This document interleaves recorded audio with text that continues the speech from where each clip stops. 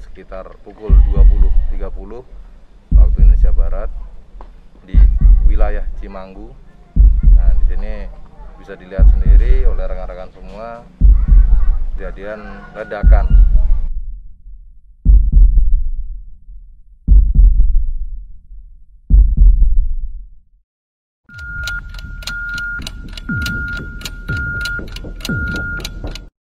Polres Pandeglang dibantu oleh Satbrimob Polda Banten beserta tim Inafis Polda Banten dan Polres Pandeglang.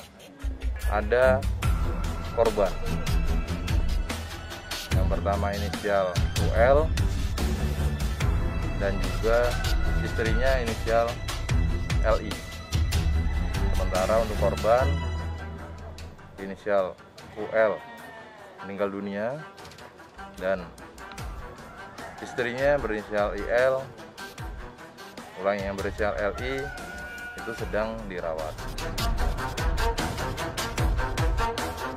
Perintah untuk melaksanakan penyisiran di sekitaran TKP terjadinya ledakan di rumah ini, dan kita laksanakan penyisiran untuk menentukan apakah masih ada benda-benda yang diperkirakan bisa meledak atau tidak. Dan kami sudah melakukan penyisiran itu dan kami menemukan beberapa bahan yang diduga bahan peledak itu. Di dalam kami melaksanakan olah TKP yang diduga ledakan daripada bom, yaitu di Kampung Cisaat, RT 4, RW 3, Kecamatan Cimanggu, Kabupaten Pandeglang.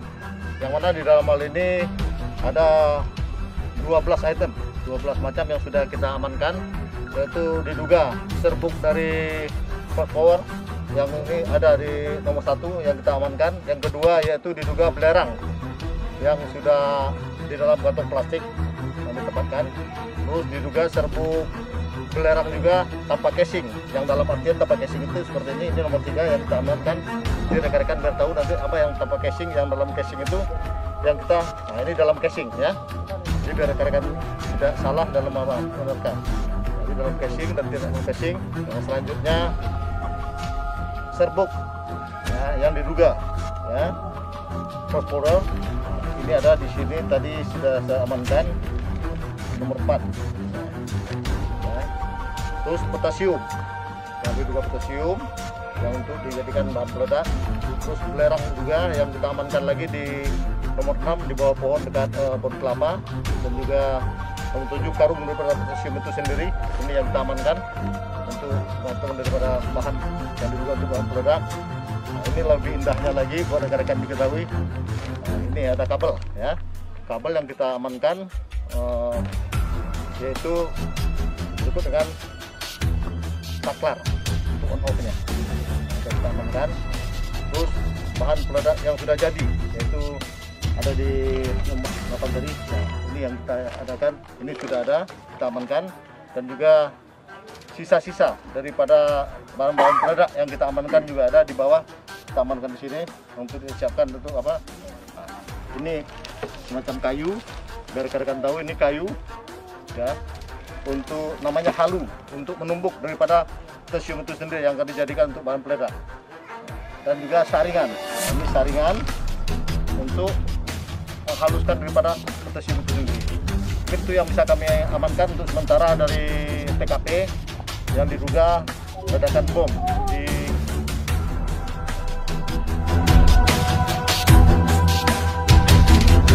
Pasca ledakan yang terjadi di Cimanggu, Pandeglang pada hari Minggu lalu, Polda Banten bergerak cepat untuk melakukan rangkaian scientific investigation. Pada Senin, tanggal 10 Januari, unit Jibom Satbrimob Polda Banten telah melakukan sterilisasi, diikuti dengan olah TKP oleh unit Inafis Ditreskrim Polda Banten. Dan paralel dengan itu, Bitdokes Polda Banten juga telah melakukan otopsi terhadap jenazah UL di Rumah Sakit Umum Daerah Pandeglang bersama dengan tim forensik.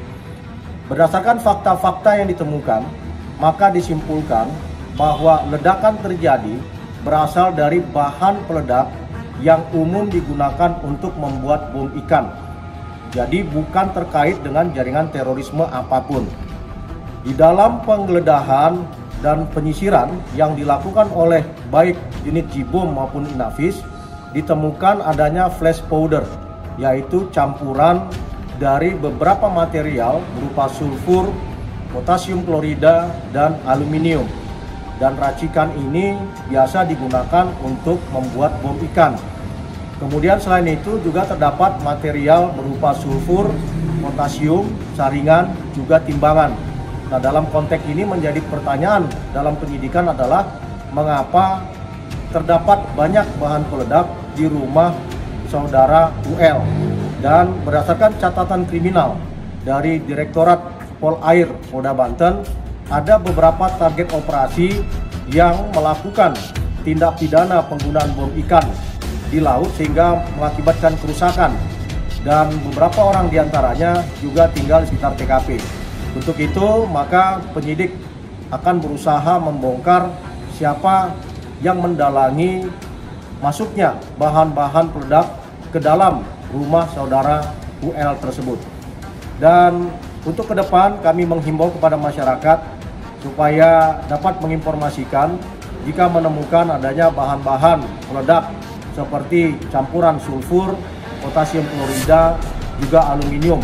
Ini cukup membahayakan tidak hanya bagi masyarakat sekitar, tetapi juga bagi lingkungan ketika diubah menjadi bom ikan. Dari hasil otopsi sendiri dipastikan tidak terdapat benda-benda tajam, gotri, paku, dan material tajam lainnya yang cenderung bisa digunakan oleh kelompok jaringan terorisme.